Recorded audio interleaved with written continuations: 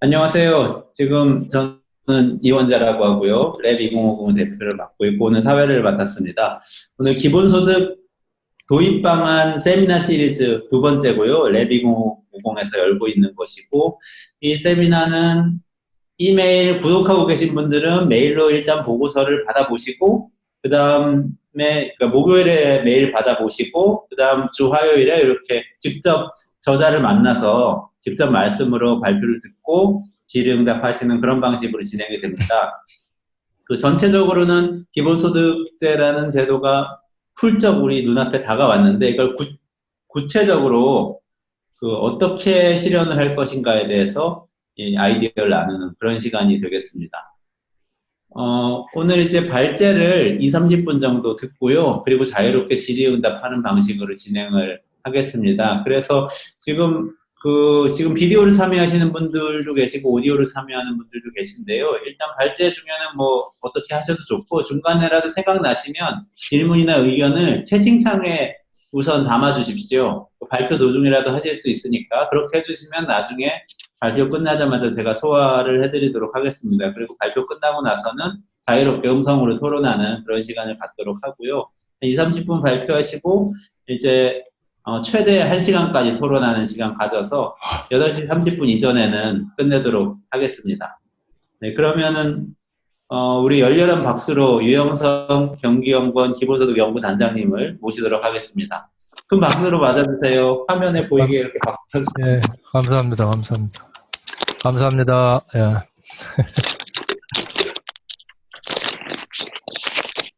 네, 그러면 유영석 단장님 발제를 듣도록 하겠습니다.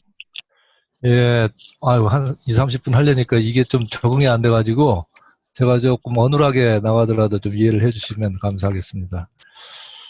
기본소득의 점진적 확대 방안이라는 제목으로, 특히 경기도 기본소득 로드맵이라는 부제 형태로 해서 오늘 제가 말씀을 좀 드릴까 합니다. 아무래도 이제 경기도 얘기를 하려다 보니까 이런 것 같은데요. 경기도가 지난 2018년부터 해서 그 청년 기본소득을 도입을 합니다. 그리고 올해 들어와서 이제 뭐 재난 기본소득이죠. 이름은 이제 뭐 명칭은 어떻게 부르든지 간에 기본소득이라고 봐주시면 될 것 같고요. 그래서 올해 실시를 했고 한시적으로 앞으로도 그 농민 기본소득을 또 실행을 하려고 준비 중에 있습니다. 거의 뭐 연구는 다 끝났고 내용들도 다 확보를 했는데 이제 이거를 조례화하고 실행해 나가는 데 있어서의 과정이 좀 있죠. 쉽게 이렇게 가는 게 아니니까 그런 과정을 거치고 있는 것 같고요. 거기다 더 추가적으로 지금 검토하면서 연구가 진행 중에 있는 게 농촌 기본소득 사회 실험이죠. 이거는 실제 정책 사업들을 실행하는 것보다는 하나의 실험 형태로 해보는 그런 것도 예산을 반영을 해서 고려를 하고 있습니다. 그러다 보니까 어떻게 보면은 뭐 경기도가 실행도 하고 실험도 하고 뭔가를 이렇게 좀 하는 것 같아요. 하려고 해보는 것 같고 전 도민을 대상으로 한 거는 국가적인 차원에서 긴급 재난지원금도 있었지만 경기도는 재난 기본소득이라는 이름하에 또 한 번 실행을 했고 2차 해보려고 하는데 그게 녹록지는 않죠. 네. 어쨌든 그런 지금 상황이다 보니까 이게 점진적인 확대 방안의 약간의 대명사 아니면은 뭐 대표적인 어떤 케이스 이렇게 이제 인식이 될 수 있을 거라고 봅니다. 그거를 일단 밑바탕에 깔고요. 그런 면에서의 경기도의 그 기본소득에 대한 말씀을 좀 드려볼까 합니다. 일단 기본소득을 하면 우리는 크게 구성원칙을 얘기를 합니다. 구성원칙 가지고 얘기를 하고요. 5가지 구성원칙은 다 알고 계시다시피 보편성, 무조건성, 개별성, 그다음에 정기성, 현금성 이렇게 5가지 얘기를 하고 거기에 추가적으로 충분성 얘기를 하는데 BN이죠. 기본소득 지구 네트워크에서 합의 본 거는 충분성은 배제를 하고 5가지 구성 원칙만을 가지고 기본소득을 얘기를 한다라고 지금 서로 그렇게 약속을 하고 있는 각오는 있습니다. 그럼에도 불구하고 현실에서의 논의는 끊임없이 충분성과 관련된 얘기를 안 할 수가 없어요.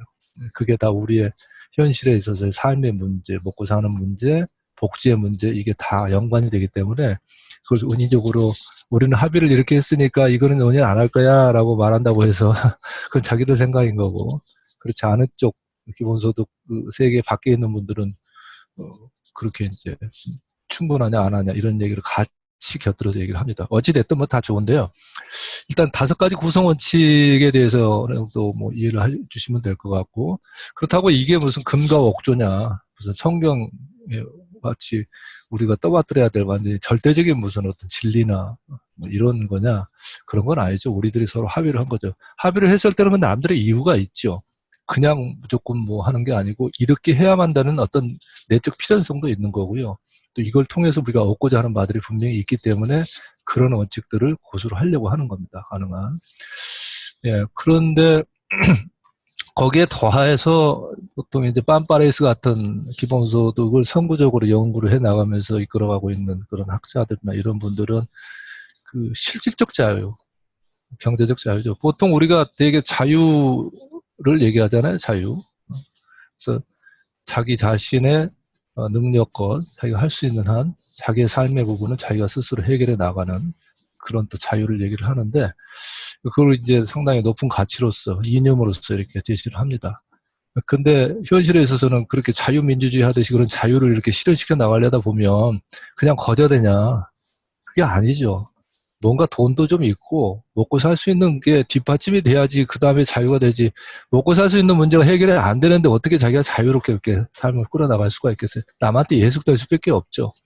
직장에 예속되든지 아니면 돈벌이에 예속되든지 어떤 형태로든 간에 자유가 제약을 당하죠. 그래서 기존의 자유민주주의나 이게 자유지상주의를 주창했던 그런 사람들에 대해서 좋다, 그거를 그대로 받아들이면서도 논리적으로 들어가서 내파, 그들의 논리를 파괴하겠다고 하는 그런 어떤 의도를 가지고 빰빠레스 같은 분들은 저 실질적 자유라는 말을 쓰는 것 같아요. 그게 실질적이라는 말은 경제적 자유가 되겠죠. 그 경제적 자유라는 거는 일정 정도의 우리가 물질적인 삶을 유지해 나갈 수 있는 생활상에 있어서의 어떤 경제적 기반, 아니면은 그걸 달리 표현하면 이제 소득이라고 할 수 있고요.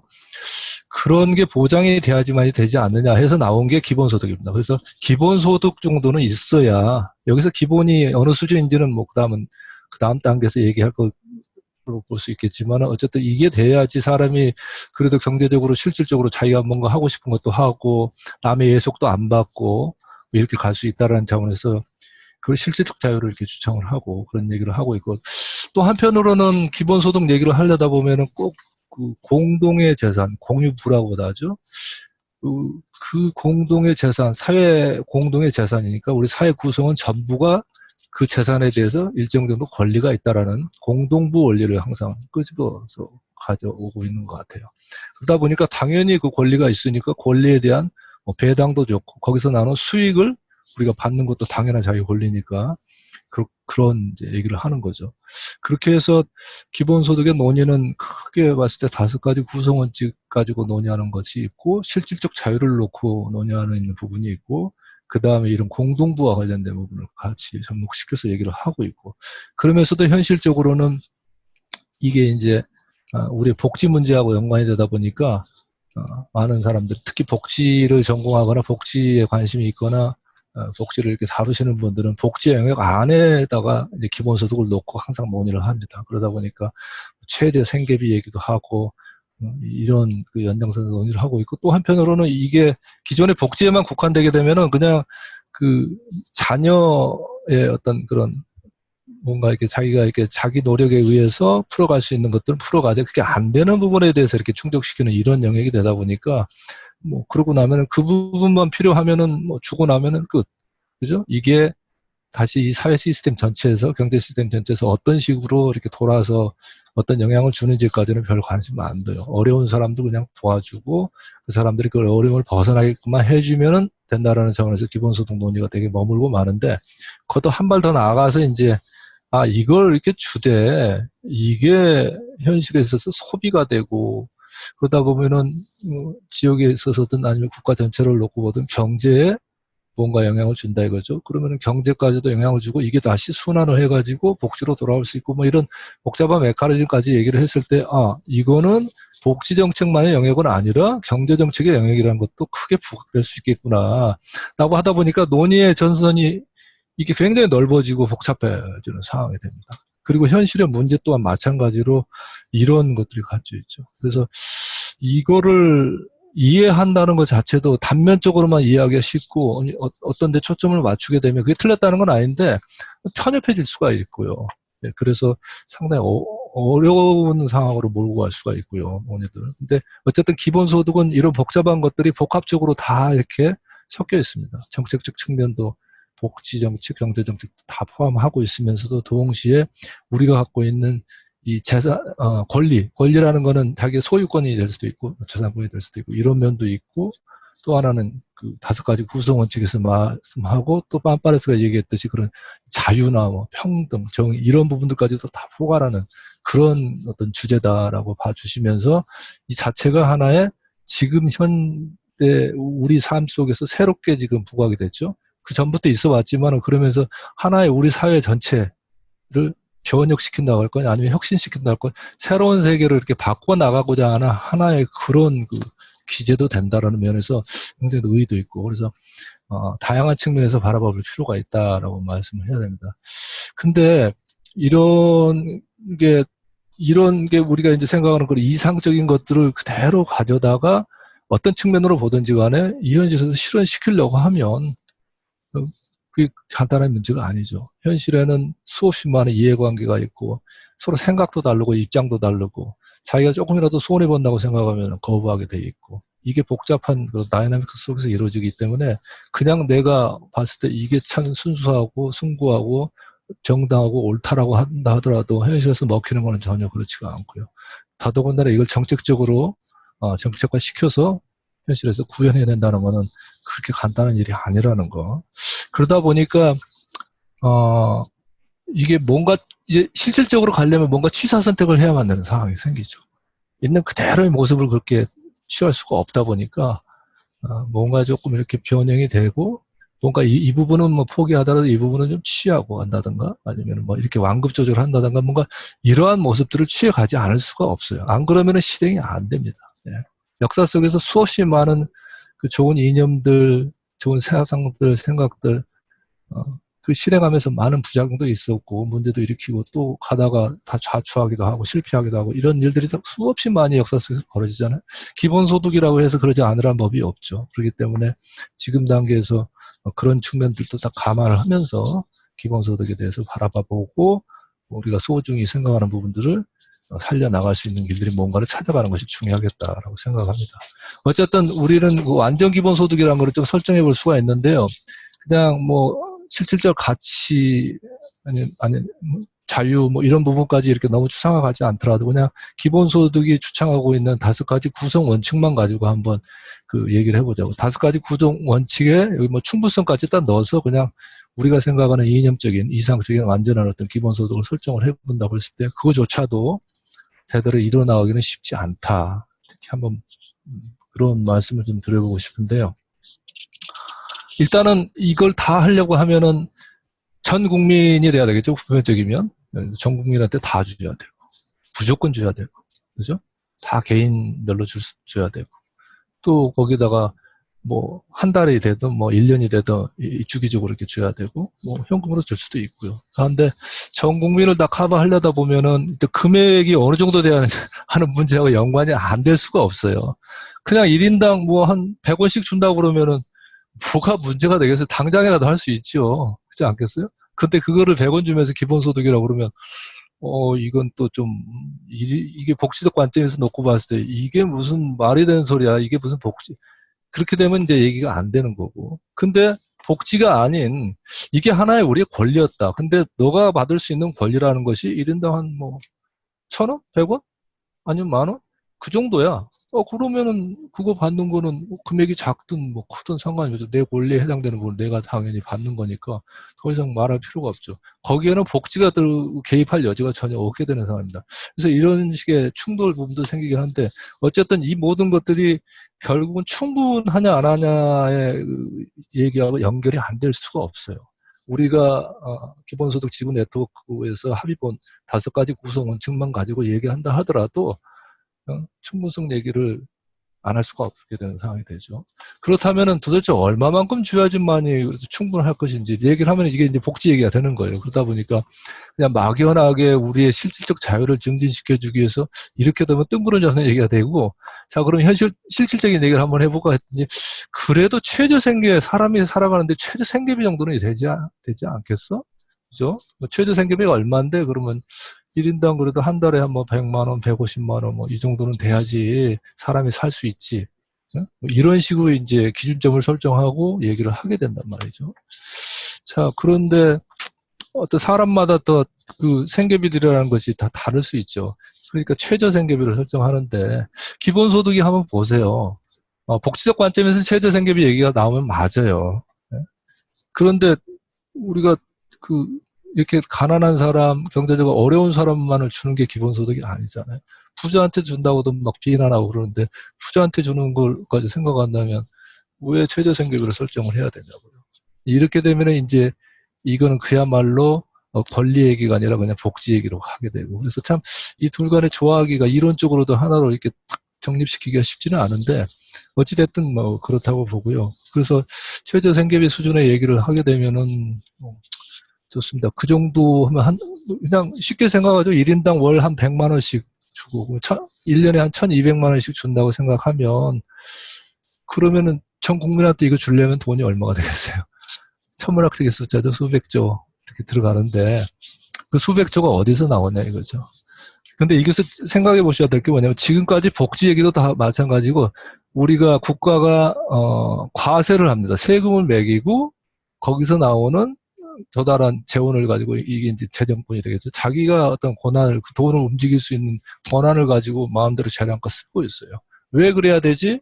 무슨 권한이 있어서? 국가가 이렇게 국가를 운영해 나가기 위해서는 이런 게 필요하니까 세금도 원하는 대로 매기고 걷고, 그래서 걷어서 쓰는데 왜 이걸 기본소득으로 다 줘?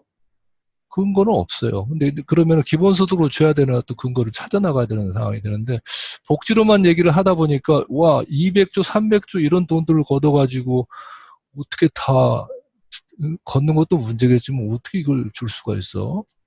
지금 현재 우리 복지 수준, 뭐 복지 예산만 해도 150조, 뭐 200조도 안 되고 그러는데, 그래서 뭐 현금으로 주는 건 더 말할수록 작겠지만 어쨌든 우리나라 1년 예산이 얼만데 여기 이거에 다 쓸 수 있어. 더더군다나 1인당 전 국민한테 나누면은 1인당 받는 금액이 얼마 되지도 않는 금액들, 뭐 이런 얘기들이 나오는 이유가 다 그런 거 아닌가 생각합니다. 그래서 어쨌든 돈이 막대하게 들어가기 때문에 이게 뭐 막대하게 들어가든 안 들어가든 막 주장을 할 수는 있지만은 현실에서 먹히기가 좀 쉽지 않은 그런 면이 있는 게 사실입니다. 그러다 보니까 그냥 그 기재부 장관조차도 요번에 그 재난지원금이죠. 긴급재난지원금 준 것도 2차 한 번 더 주자고 얘기하니까 3 불가론을 얘기하잖아요. 전 세계적으로 실제 해본 경우가 없다라는 등, 이 돈을 다 이렇게 1인당 주면 얼마 되지 않은 돈을 준다는 등, 어마어마하게 많은 돈이 또 들어간다는 등, 이렇게 해서 거부를 하게 되는 상황이 생기고, 이거를 그게 극복하면서 뛰어넘어가기가 그렇게 용이하지가 않고, 이게 지금 우리의 현실입니다. 예. 그래서, 자, 그렇다면은, 이러한 그냥 뭐 최저 생계비 수준까지 그냥 충분하게 놓고 그냥 완전 기본소득을 그냥 실현한다는 건 거의 불가능하지 않겠는가. 먼 미래에 가능하지 지금 당장에 그게 먹힐 수가 있는 일이 아니다. 그러면은 뭔가 한번 좀 취사 선택을 해봐야 되는데 어떻게 할까? 그러면 5가지 구성 원칙을 놓고 봤을 때 뭘 포기하고 뭘 유지하고 하는 게 좋을까요? 그래서 저는 생각이 기본소득이 갖고 있는 구성 원칙 중에서도 가장 근본적인 구성 원칙, 좀 어떻게 보면 가장 본질적이라고 할 수 있는 그 부분만큼은 지키고, 그렇지 다고 생각되는 부분들은 상대적으로 덜한 그런 부분들은 조금 이렇게 유연하게 가는 게 현실적으로 해 나가는데 맞지 않겠느냐 생각해서 가장 우리가 고수해야 될 거는 무조건이다 이거죠. 무조건 누군가 이렇게 뭐 너는 안 돼, 너는 돼 이게 아니라 네가 일을 하니까 돼, 안 돼 이런 건 아니라 그냥 무조건 다 줘야 되는 거 아니냐. 그 대신에 보편성 부분은 조금 보편성이나 개별성도 다 필수적인 요건이긴 한데 특히 만일 무조건성하고 보편성 중에 누군가 하나를 선택을 해야 된다면 저는 무조건성은 당연히 지켜야 되고 보편성 부분은 조금 이렇게 유연하게 가는 것도 맞지 않겠는가. 전 국민을 다 대상으로 하고 뭐 한 달에 뭐 몇백씩 이렇게 주려고 하다 보면 감당이 안 되니까 그렇다면은 좀 범위를 좀 줄여 나가면서 가는 것도 하나의 방법이 아니겠는가라는 생각을 좀 해보고요. 그 만일에 범주 보편성이라는 부분이 우리가 수용이 될 수 있다고 그러면은 지금 여러 가지 그 논의하고 있는 것들이 많아요. 기본소득과 연관돼서 참여소득도 있을 수 있고 그 외에 경기도가 하고 있는 농민기본소득도 그렇고 이런 모든 특히 청년기본소득도 연령을 청년으로 거기서 청년으로 이렇게 좁히는데 경기도는 그거조차도 너무 힘드니까 이제 24세 딱 그냥 한 나이에 이렇게 국한하게 되는데 이런 모든 부분들이 다 우리가 수용할 수 있는 그런 게 될 것 같고 이런 부분들조차도 우리가 기본소득에 대한 어떤 철학이랄까요 아니면 이론체계 하에서 뒷받침을 해줄 수 있는 것들이 확실하다면 이거는 뭐 얘기가 된다라고 보면은 좋다. 무조건성은 받아들이고 범주 보편성 정도로 이렇게 해석하는 것도 얘기가 될 수 있을 것 같다라는 생각을 하고 그 외에 이제 또 지켜야 될 게 이제 개인인데 뭐 어떤 사람들은 가구를 얘기를 해요. 하지만은 우리가 개인이 있어서의 자유 이런 부분들 우리 현실적인 부분에서 가구 주만이 모든 걸 다 이렇게 그동안에 가부장적으로 해왔던 것들에 대해서 그렇지 않다라는 걸 보여나가기 위해서는 개별성도 지켜나가면 될 것 같고 그 외에 이제 뭐 정기성이나 이런 것들은 뭐 상황에 따라서는 좀 뭐 비정기적이어도 어떻겠습니까? 그게 그렇게 우리한테 큰 문제를 일으킨다면 모르지만은 사회 후생적인 측면에서 놓고 봤을 때 좀 기능론적으로 충분히 유연하게 가볼 수도 있지 않겠는가. 그리고 사람들이 그래 꼭 정기적이면 돼? 그렇지 않더라도 우리 삶에 있어서 주기만 한다면 괜찮을 수도 있어 라고 생각한다면 받아들일 수 있고 현금도 마찬가지고 지금까지는 현금은 되게 현금이냐 아니냐 현물이냐 가지고 둘로 구분해서 얘기를 한 거예요. 너무 이렇게 복지적인 측면에서 그러니까 현물로 주니까 이게 폭이 좁잖아요. 본인이 선택할 수 있는 여지도 없고 그거 가지고 그러니까 이제 이런 부분을 현금으로 주면 그만큼 자유롭게 운신도 할 수 있고 내가 그만큼의 내 개인의 만족 또는 효용 이런 것들을 키워나갈 수가 있으니까 현금을 주란 얘기였지만은 둘 중에 하나만 놓고서 하라는 식으로 처음에 논의가 됐겠죠. 근데 얼마든지 현금에 가까운 그런 현물만 아니라 그러면 준현금성이라고 할 수 있는 것도 얼마든지 우리가 현실 속에서는 풀어나가볼 수 있고 그걸 통해서 약간의 그 개인의 그 만족도나 이렇게 운신의 폭을 좀 줄일지는 몰라도 다른 사회적인 문제들을 해결함으로 해서 사회 전체의 후생이나 이런 것들을 키워나갈 수가 있다면 이것도 얼마든지 우리가 정책적 관점에서 한번 생각해 볼 수 있는 것이 아니냐. 이런 식의 이제 생각들, 이런 식의 생각들을 복합적으로 하나를 놓고서, 우리가 이제 특히 경기도 같은 지자체는 뭐가 있냐면 우리가 조세제 정권이 없단 말이죠. 돈을 막 걷어가지고만 쓸 수 있는 게 아니라 주어진 예산을 가지고서 받는 것 속에서 운신을 해나가야 되다 보니까 예산 제약이 아주 심각하게 따르죠. 물론 국가도 물론 이게 따르긴 한다 하지만 국가하고 상대할 수 없는 정도로 지자체는 그 속에서 뭔가 이렇게 기본소득의 정신에 부합하는 것들을 뭔가를 해보려고 하는 건데 그렇게 함으로써 얻는 것들이 분명히 큰 우리 이제 목표하는 것들이 있고 그러니까 하려고 하는데 안 되니까 이제 변형된 형태, 수정된 형태, 뭔가 현실에 맞는 형태로 가려고 하는 거죠. 그래서 이런 지금까지 5가지 구성원칙들 한번 이렇게 생각도 해보고 거기에 충분이라는 정도 얘기를 한다고 했을 때 우리가 생각하는 생계비까지 다 줄 수가 없다면 그냥 부분 충분성 정도 가지고 일단 만족시키는 식으로 우선 해 나가보고 점점 더 이게 국민들이 수용할 수 있는 수준이 커지고 우리가 운신할 수 있고 운용 가용할 수 있는 재원들이 더 많아진다면 얼마인지 그거는 키워나갈 수 있다는 이런 생각하에서 부분 충분성 처음에는 받아들이고 그래서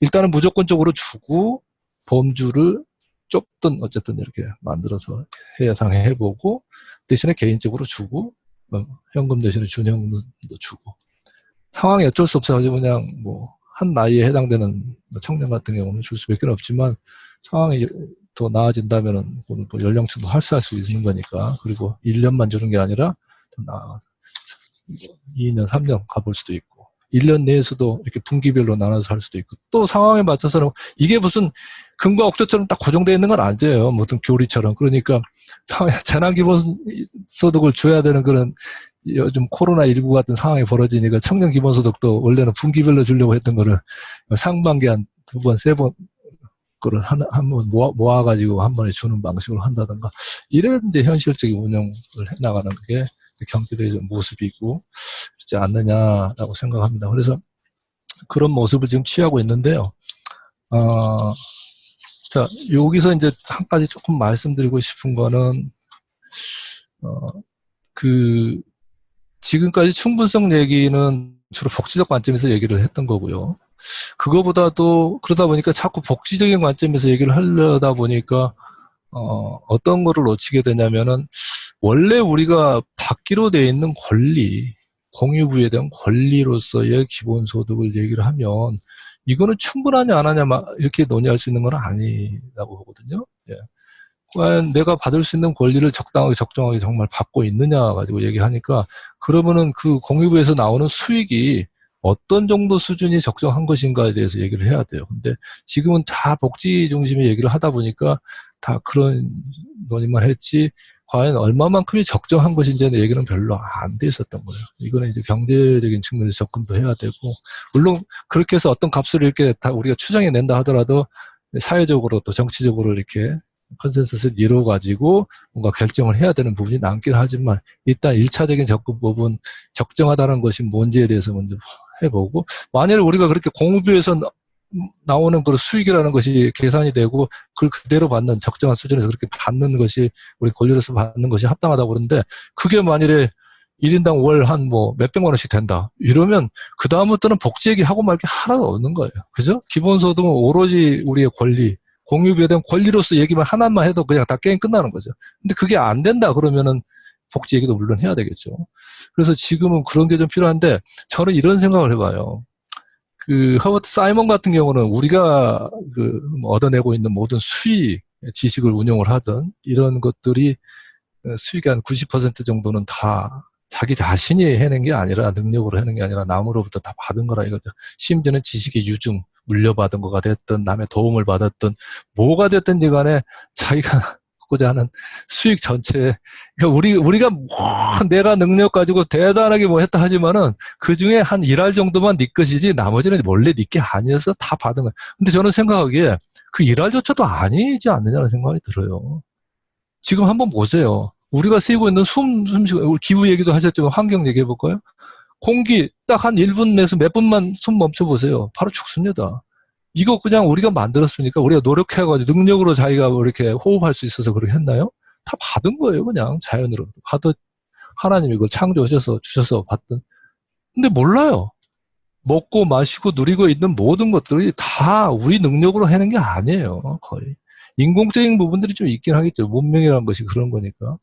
근데 허버트 사이먼이 뭘 어떻게 해서 계산했는지 모르지만 어쨌든 그분은 어마어마한 천재니까 나름대로 뭔가 계산을 하셨을 것 같아요.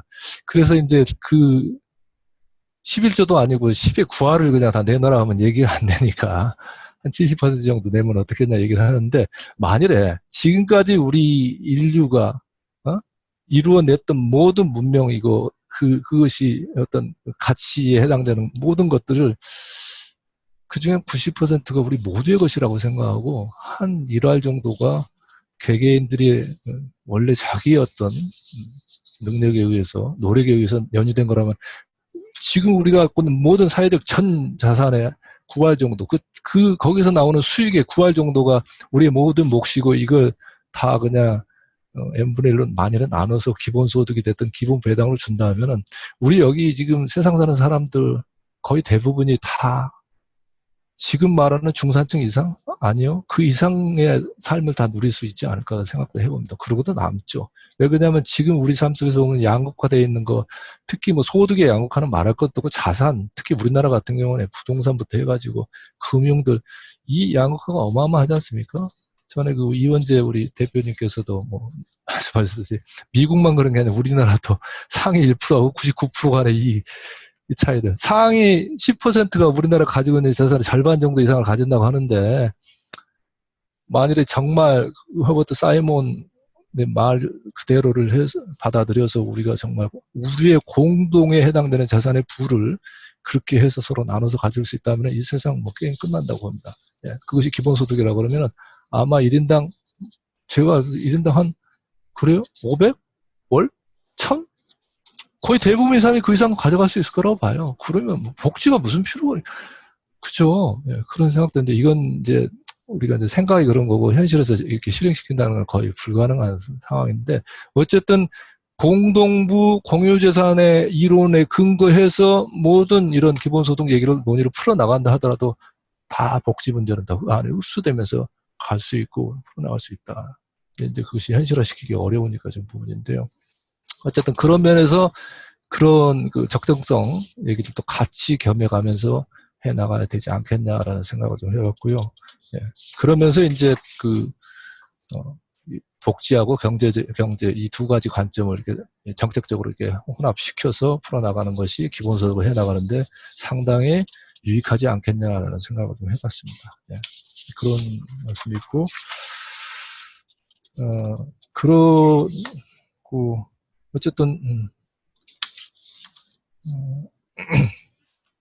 그다음에 우리 이제 경기도 얘기로 이제 다시 돌아가 보겠습니다. 경기도가 지자체가 아니라 국가였으면 이미 실행을 했겠죠. 근데 경기도다 보니까 못한 건 있는데 이런 면에서 우리가 적정한 수준이 뭔가인가는 끊임없이 추정하고 계산해 내야 되는 노력도 필요할 겁니다. 그리고 기존의 뭐 최저 생계비도 좋고 충분성 얘기도 계속 해 나가는 것도 좋고 5가지 구성 원칙을 끊임없이 지켜 나가려고 하는 면도 다 좋은데 자 이런 부분들도 다 충분성이나 적정성도 감안을 좀 하시면서 우리의 현실적인 어떤 모형이라는 걸 한번 생각해 보자 이거죠. 자관 어쨌든 그래서 저는 경기도 얘기를 하면은 범주 보편성 얘기를 하고 무조건성 얘기를 하고 그 외의 것들은 유연하게 좀 더 하고 거기다가 뭐 충분한 거는 뭐 지금 현재 수준에서 우리가 맞는 걸로 이렇게 풀어 나가면 될 것 같고요. 자칫 그냥 너무 지나치게 공유부 계산으로 사회적 공동재산 얘기만 하게 되면 이거는 아마 또 다른 사회주의 더 나아가서 뭐 공산주의와 다르지만 이런 식의 것들이 사람들의 이 어떤 편견에 의한 관념이 형성되는 부분을 더 자극할 수 있고 얼마든지 그런 쪽이 더 먹히는 식이 돼서 사람들로부터 거부당할 수 있는 여지도 많이 있어요. 기본소득이라는 것이 전형적인 자본주의 하에서 시장경제의 메커니즘을 가지고서 우리의 문제를 풀어나가는 하나의 그 기제인데 수단이기도 한데 그래도 불구하고 그렇게 오해할 수 있는 소지들이 많이 커지죠. 그러면 좌초로 나가다가 좌초당하고 더 이상 나가기 힘들어지는 상황이 되는데 어찌됐든 그런 면에서 작은 수준에서 금액도 이렇게 풀어나가보고 현실적으로 그 작은 금액도 우리는 어떤 방식으로 조달을 할 수밖에 없어요. 공유부가 뭐다 뭐 빅데이터 아니면은 무슨 뭐 환경 자연환경 뭐 등등등 해가지고 말은 좋죠. 하지만 얼마를 끄집어낼 것인가에 대해서는 아직 합의된 부분이 없으니까 어쨌든 가장 좋은 방식은 기존에 있는 방식의 메커니즘이 뭐냐면 그 세금 가지고 하는 거. 세금을 그냥 새롭게 신설로 해가지고 걷어낼 수도 있고 기존에 있는 세금에서 더해가지고 할 수도 있는데 또 하나 방식은 너무나 이렇게 역지적으로 이렇게 비과세나 뭐 감면해주고 해가지고 이게 우리 사회에 또 하나의 문제로 다가오고 있는 이 부분을 교정을 해가지고 거기서 나오는 거 가지고도 쓸 수도 있고 어떤 방식으로 쓸 수도 있습니다. 어쨌든 그런 거를 거쳐 나가야 되는데 그 과정에서 비과세 감면을 말은 좋지만 다른 데로 다 받고 있는 사람들 거기서 혜택 받고 있는 사람이 그걸 동의해 주냐 이거죠. 안 하거든요. 반발나고 그냥 더더군다나 지금의 힘이 있고 다 자본으로 큰 부자들이나 이런 분들은 그 힘이 있고 그러기 때문에 세상을 호락호락하게 자기들이 그렇게 해주지는 않습니다. 그러니까 굉장히 어려운 과정을 끌고 가는데 1인당 한 100만 원씩 주는 식으로 해서 팍 한다고 그러면은 엄청난 세금 걷어야 돼. 중산층은 그래도 받는 거하고 내는 거 해보니까 내는 거에 비해서 받는 게 조금 더 많을 수 있어. 그러니까 이 사람들이 중위 뭐 투표자 이론에 의해서 동의해주고 뭐 선거에서 더 지지해줄 거라 생각해요. 천만의 말씀이에요. 그러다 보니까 굉장히 부자들한테서 많이 그냥 엄청나게 끌어와가지고 이렇게 해 나간다는데 이게 이렇게 녹록치가 않습니다. 그리고 자칫 잘못하면은 있는 사람들 거 뺏어가지고 없는 사람 주는 이런 방식으로 오해할 소지가 크죠. 그런 방식이 되면 안 되거든요. 기본소득이라는 것이 있든 없든 상관없이 원정신대로 우리의 기본적인 것들을 우리가 서로 나눌 수 있게끔, 누릴 수 있게끔 해주는 그런 방식이기 때문에, 그러니까 기본소득은 부자한테도 주는지 꼭 빈자한테만 준다는 건 아니잖아요. 이런 것을 끄집어 살려가야 되는데 오해 소지가 크죠. 거기에 단초가 그렇게 세금 걷는다든가 뭐 이렇게 하면 안 되니까, 그렇게 하면은 거부가 생기니까 가능한 한 금액을 적은 단위에서부터 한번 체험을 해보고 경험을 해보고 이게 좋은지를 한번 해보라는 거죠. 지금까지 그런 것들은 안 해봤어요. 근데 이번에 그 코로나19 이런 게 벌어지면서 이제 재난 기본소득, 뭐 재난 지원금도 좋고 용어는 이걸 한번 주다 보니까 어려운 사람들, 가게 개인들한테 줬잖아요. 이게 복지적 성격을 띄어서 줬던 어쨌든 이걸 가지고 또 지역화폐 방식으로 소비를 하게 하니까 한시적인 기간을 정해서 어이 어려운 사람도 좋지만은 소상공인들 이런 사람들도 굉장히 그 혜택을 주고 그러니까 이게 체험을 했네요. 이게 좋네. 이게 뭐 어마어마하게 자기 삶을 이렇게 나아지게 하는 건 아니지만 굉장히 어려운 처지에서 그냥 목마른데 그 담비와 같은 그런 물을 이렇게 딱 주는 이런 역할을 하니까 와 이게 이런 거구나라는 걸 느끼게 된 거죠. 한 번 사람은요 좋은 걸 경험하고 느끼면요 되돌아가지 못합니다. 그잖아요. 우리가 좋은 문화를 한번 체험한다든가 좋은 음식을 먹어보세요. 그 다음에 질 떨어지는 음식 먹으라고 한다든가 문화가 아닌 걸 하라고 그러면은 벌써 안 합니다. 사람들이. 이쪽으로 가게 돼 있어요. 한 번 체험했다는 것이 굉장한 일인 거예요. 저희는.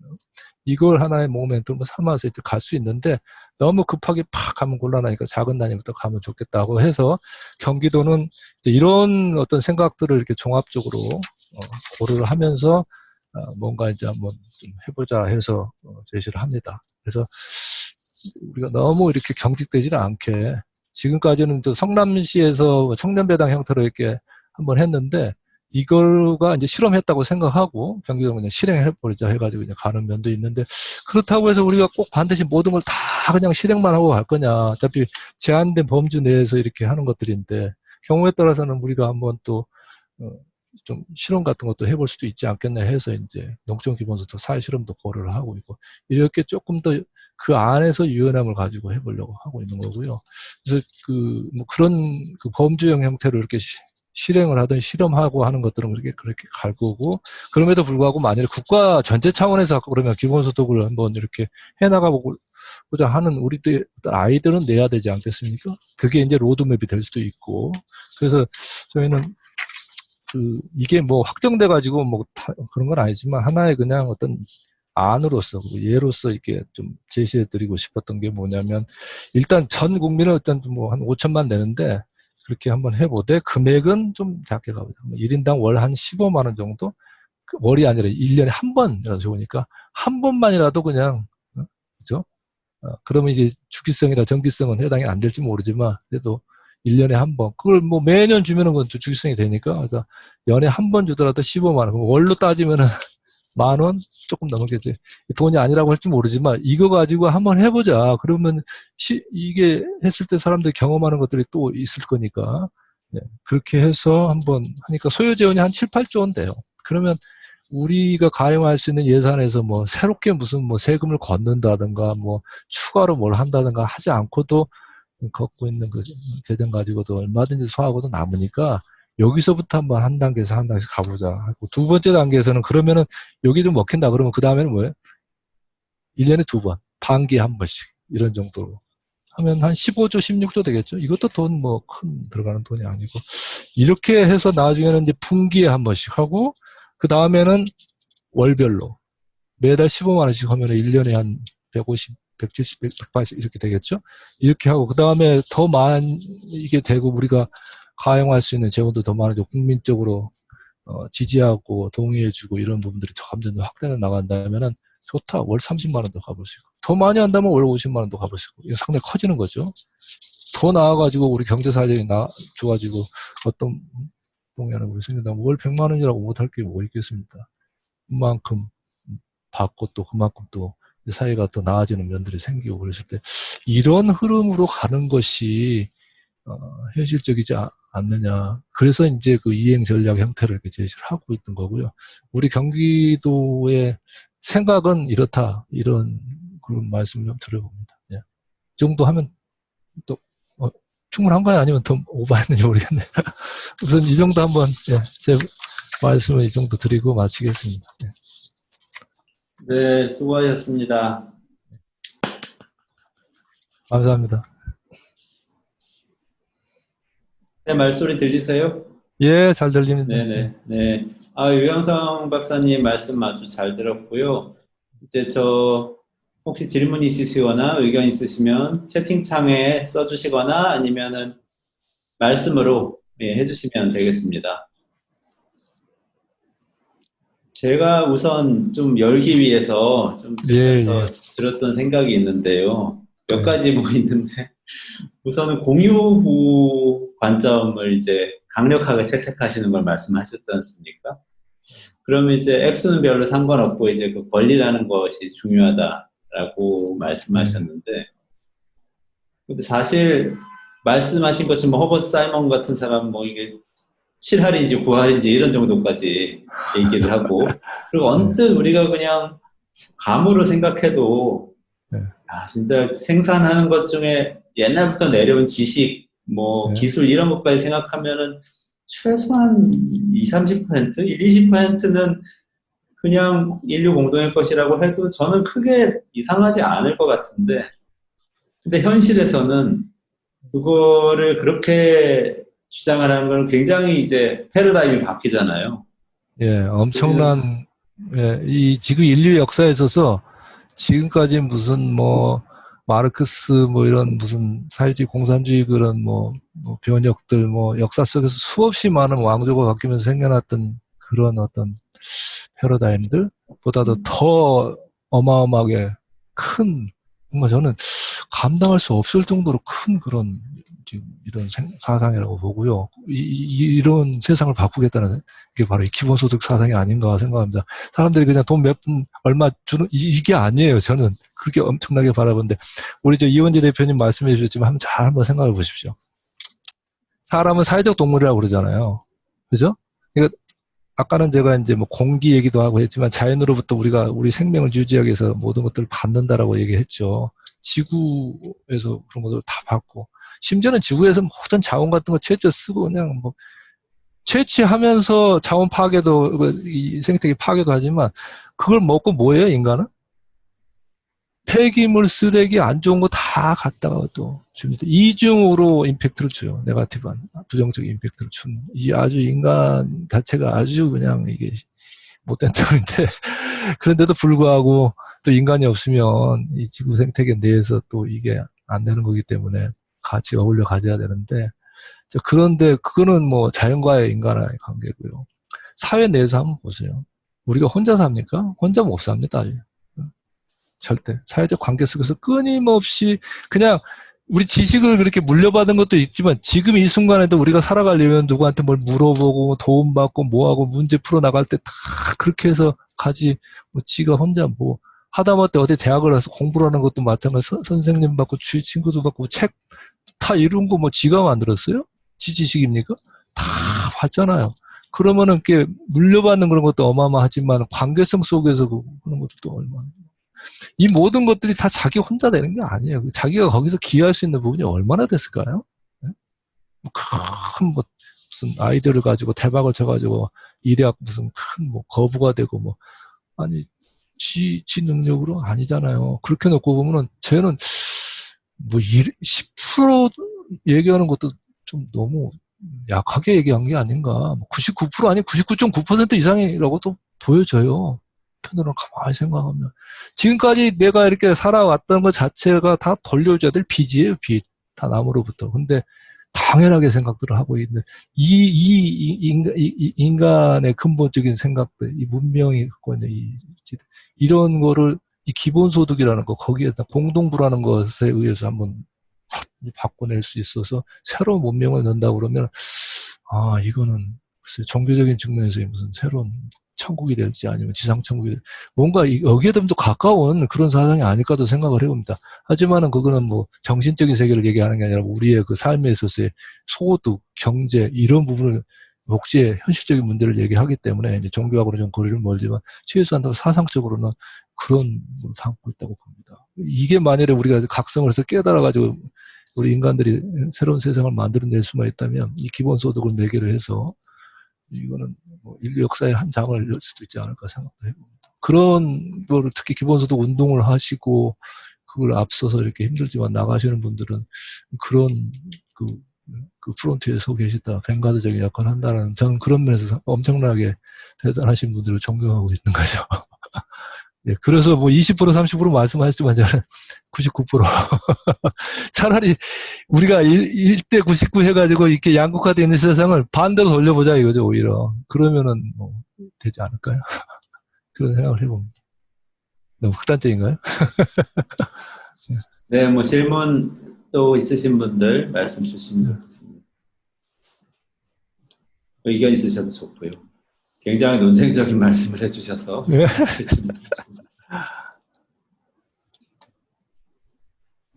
근데 그 현실에서 네. 그 작동할까요? 그러니까 지금 제가 경제학자들하고 얘기했을 때 가장 큰 우려는 어쨌든 간에 그런 방식으로 운용을 하게 되면은 우리는 지금 개인한테 뭔가 노력하면 인센티브를 주는 방식으로 경제를 작동하도록 다 만들어놨고 그게 시장 경제인데 그게 이제 작동 안 하는 거 아니냐? 뭐 구체적으로 얘기하면 노동 공급이 줄어드는 거 아니냐? 뭐 이런 얘기들 많이 하거든요. 안 해봐서 그렇다고 저는 생각이 들고요. 저도 이제 경제학을 이제 공부를 한 사람의 하나로서 특히나 그런 시장에서 거래되고 있는 재화, 또 그 시장에서 거래됨으로 인해서 나오게 되는 뭐 재화나 서비스나 가격, 이런 것이 아닌 시장에서 거래되지 않는, 잘 보세요. 우리 인간들 간의 사람 간의 관계 속에서 얻는 지식, 정보, 모든 또 거기에 대한 뭐 사람 관계에서 외롭지 않고 서로 도와가면서 하는 사회적 신뢰, 이런 모든 것들은 시장에서 거래되는 재화가 아닙니다. 근데 우리가 지금 하고 있는 경제 생활의 밑바탕에 보이지 않지만 이게 없이는 안 되게 되어 있어요. 어마어마한, 그러니까 우리는 빙산으로 치면은 빙산의 시장 경제는 일각이고 그 밑에 그 물 밑에 깔려져 있는 어마어마한 것들이 그 시장 경제가 커버하지 못하는 영역들인데 여기에 대해서 대가 지불을 안 합니다. 그냥 갖다 쓰는 거예요. 갖다 다. 그러면서 내가 잘나서 내 사유로서 취약하고 사익으로 해서 내가 이렇게 해서 내가 노력하고 내가 열심히 해가지고 열심히 안 했던 거 아니죠. 부자 됐네. 이렇게 하는 이런 것들인데 저는 그런 시장 경제가 다루지 않는 영역에 대해서 그것이 우리가 갖던 사회 전체 공동재산이고 공동부라고 하는데 이 값들을 계산해서 끊임없이 해내가지고 이게 얼마라는 걸 밝혀내면 그다음부터는 얘기해 볼 수 있죠. 너네가 그동안에 이렇게 가져간 것 중에 사회 전체의 것은 이만큼이었어. 말로만이 아니고 구체적인 값으로서 수치로서 계속해서 보여준다면 뭐 될 것 같고요. 그런다 하더라도 내 이익을 놓치고 싶지 않은 게 다 인간이기 때문에 이거는 이제 끊임없이 이제 어떻게 투쟁도 될 수 있고 서로 이렇게 뭐 합의도 할 수도 있고 뭔가 이런 과정이 필요하겠죠. 정치적인 과정도 필요할 거고.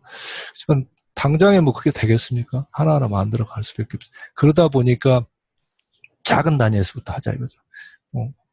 그게 논리적인 근거가 공동부가 됐든 뭐가 됐든 좋은데 저는 왜 공동부로부터 가야 된다고 생각하냐면 기존의 복지를 얘기를 하면 우리가 복지가 너무 어렵다. 심지어는 OECD 국가 평균에 또 못 미친다.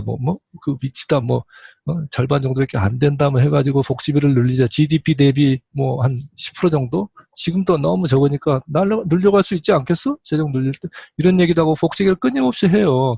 근데 한번 보세요. 복지 주장하는 사람들 우리 사회에서 번번이 깨집니다. 성장한테 안 먹여요. 경제가 지금 이렇게 어렵고 경제 성장이 안 되죠 한다는데 무슨 복지 저렇게 해가지고 복지비 주게 되면 그것 때문에 이제 복지병이라고 하죠.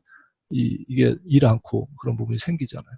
이제 이러니까 자꾸 복지가 이렇게 말의 힘을 얻기가 어렵고 끊임없이 깨지게 되는 상황이 벌어집니다. 그리고 더더군다나 복지를 주려고 하다 보면은 이 사람들이 어려운 사람들을 도와야 된다는 상황이 되니까 그리고 뭐들로부터 과세 세금을 걷어서 하든지 기존에 있는 세금에서 역신적인 걸 거쳐서 하든지 뭔가 거기서 걷어가지고 이 재원을 가지고 이렇게 주려다 보니까 거기서부터 이제 탈이 나죠. 포퓰리즘이 납니다. 왜 우리 같이 이렇게 중산층은 특히 내가 월급 얼마 되지 않는 걸 받아가지고 열심히 일하고 아껴가지고 그렇게 해서 살아가고 하는데 쟤들 그냥 방만하게 그냥 일도 않고 말이야. 저런 그리고 능력도 안 되는 저런 애들을 왜 막 주고 나 이게 동의할 수 없어. 이런 상황이 벌어지니까 안 되는 걸 정치적으로. 근데 기본소득은 어떠냐 이거죠. 아니, 기본소득 받아도 일을 하죠. 예? 그죠? 그만큼 받은 만큼 복지비 까는 게 아니니까 복지는 복지대로 하고 이거는 많이 할 수 있고. 그래서 복지론적으로 가게 되면은 물론 현실적인 필요성이 있긴 한데 그런 한계들이 있기 때문에 그게 아닌 원 권리다. 이렇게 가야지만이 설득력을 갖고 누구하고 싸우더라도 말로 싸우든 논리로 싸우든 뭘 싸우더라도 논거를 확실하게 제시하면서 갈 수가 있어요. 당장 힘들지 몰라도 계속해서 그 설득력이 갈 수가 있고. 그러면서 지금 수준에서는 우리 공동부가 어마어마하겠지만 우리가 다 파악을 못하니까 파악하고 있는 것들이 빅데이터 보니까 이 정도 되는 것 같으니까 수익의 이 정도는 우리가 좀 나눠보자. 이렇게 하면서 작은 금액이지만 간다면은 저쪽에서 얘기하듯이 뭐 푼돈이니 무슨 뭐 빵값주니 뭐 이런 뭐 기본소득 말을 하면서 이쪽을 폄훼하고 무력화 시키려고 하는 그런 것들을 꽤 나갈 수 있지 않겠나. 그래서 이행적으로 단계별로 작은 수준에서 갈 수 있는 것에 충분한 논리적 뒷받침을 할 수 있는 그거가 바로 이 공동부가 아니냐라는 생각을, 그래서 저는 그쪽에 조금 더 차관을 하고 있는 겁니다. 복지론이 틀렸다는 얘기가 아니고요. 상대적으로 저는 그렇게 생각하는 거죠. 네, 저 네. 질문이 두 분이 선생님 질문을 지금 올려주셨어요. 그래서 네. 요거 먼저 말씀을 주시면 좋겠는데, 우선 양동훈 선생님, 채팅창에 올려주신 거 제가 일단 읽어드릴게요. 기본소득을 반대하는 경우가 있는데 복지와 연결하면서 다양한 수당이 있는데 어떻게 바라봐야 할지, 복지국가로 가는 길은 어떻게 해야 될까? 이런 질문을 올려주셨습니다. 다양한 다른 복지 제도와의 연관성을 질문을 하시는 거예요. 그러니까 복지국가는 복지국가 하시면 돼요. 우리가 정말 어렵고 특히 이제 기존에 있는 복지라는 것이 다 그러니까 워크페어잖아요. 이렇게 자기가 일해서 생활을 다 꾸려나가고 자기 예. 그리고 그럼에도 불구하고 안 돼가지고 뭐 실업이 됐다든가 했을 때 이제 상황들을 이렇게 구제해주고 커버해주기 위해서 복지라는 게 있잖아요. 그러면서 이제 이런 부분들을 계속 더 잘 보완해 나가가지고 서구적인 그런 의미에서 복지국가를 만들면 좋죠. 우리는 지금 복지비도 복지가 그만큼 안 돼 있으니까 더 불려나가 맞다고 봐요. 충분히 그 설득력이 있고. 근데 이제 서구는 그만큼 했더니 이게 복지병이 생기고 복지국가 위기가 생기고 문제가 생기잖아요. 뭐 이렇게 다 해줬더니 일도 않고 막 이렇게 되고 갈수록 경제도 어려워지고 그러는데 이런 문제들이 생겨가지고 그거 자체도 우리가 생각하는 만큼 그렇게 그 환상적이고 좋은 그런 것이 아니죠. 현실의 문제들을 많이 따르니까. 이런 것들이 있고요. 어쨌든 뭐 그럼에도 불구하고 그렇게 이제 복지국가를 강화시켜 나가는 것도 오케이, 좋다. 해보시라 이거죠. 이게 핀잔하는 게 아니고 비아냥거리는 게 아니라 해보면 좋은데 현실적으로 정치적으로 이런 부분을 풀어나가려면 뭘 해야 되냐면요.